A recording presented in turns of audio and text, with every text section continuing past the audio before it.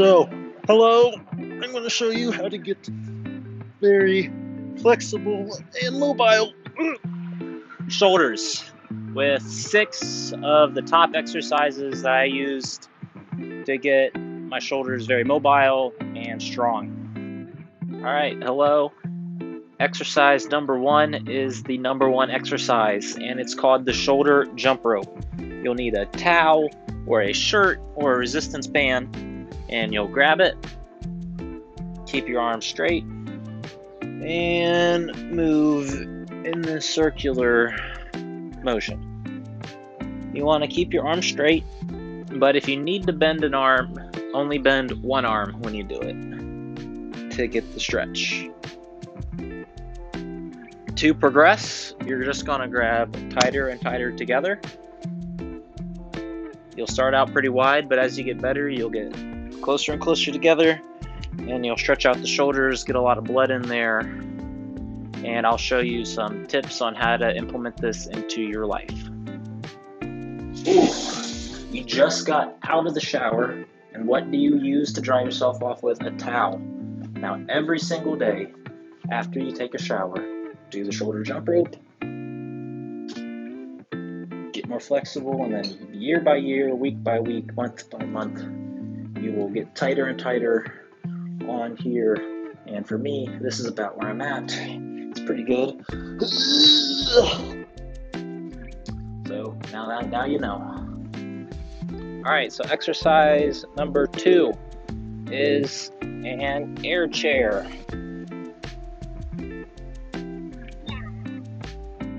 Ooh. Now, you will not start just by doing air chairs. I mean, if you can, that's excellent. But the first stretch is to do it against a wall, very high elevation. You'll put your arm in, and you'll squeeze in here. So this is just for demonstration. You don't actually have to use a tennis ball, but you'll see I'm pinching here. I'm pushing in very hard, like I'm squeezing the tennis ball almost into my body when I do the stretch. So you put it in here, and then as you get more and more flexible, you'll be able to pinch into your back. Then you can put it farther into your back. I can't really talk too well when I do it, but you'll get farther and farther, and there's 2 ways to get into it, where you go in from here, and then where you go in over top the other way. So they're both ways, so train them both. And then after you can do it against the wall, you can go against the ground, but you're not going to flop all the way up. You'll go both hands down into like a side plank, and then you'll turn and try to put this hand onto the floor in the back.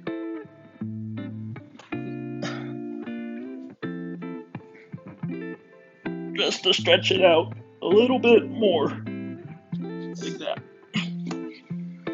Exercise number 3 is a German hang and skin the cat. So this one's similar to the shoulder jump rope,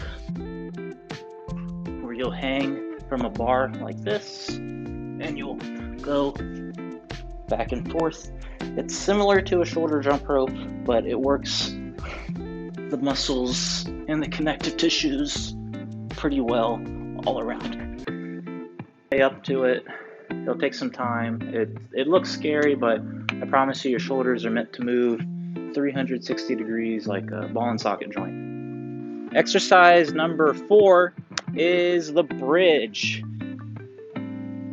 Pretty standard bridge. Keep your toes up, fingers facing back, and you'll do bridge push-ups where you drop your butt and your head at the same time. Butt and head at the same time. Bridge push-ups. You can do bridge.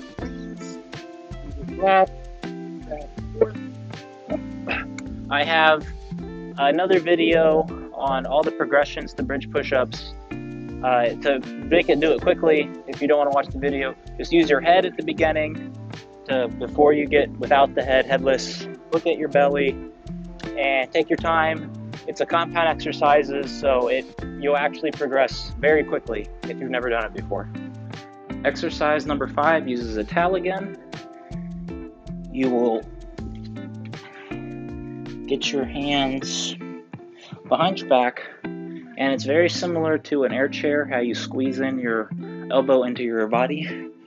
You'll go as close as you can together, and then you'll pull one shoulder in, or one elbow in with the shoulder. This is a shoulder exercise, not any other body part. When you do it, focus on the shoulders. That should feel very similar to an air chair. And then again, you'll just grab in tighter in between, pull in, look back at the hand you're stretching, at the arm you're bending, and you pull in and push out. Look at the one you're using, pull. I can't do anymore, but you pull in and then you push out. And exercise number 6 is a shoulder windmill. You just take your shoulders through a full range of motion, and you can do it faster. The faster you do it, it'll work strength and endurance. It gets a lot of blood flow to the joints. And there's another variation where you go in the front and back and a lateral side. But most of the time you'll want to do the frontal plane, but you can still get the lateral plane with these ones. And this is good just to get the blood flow into the shoulders for recovery and for the range of motion it provides. It really can do a lot to undo a lot of shoulder damage or shoulder tweaks if you tweak it a little bit in your shoulder. Thanks for watching. Please leave a comment on anything else, like tutorial-wise, you'd like to see, or a challenge, or whatever you want to see from the channel. And please subscribe, like, and share the video. See you in the next one.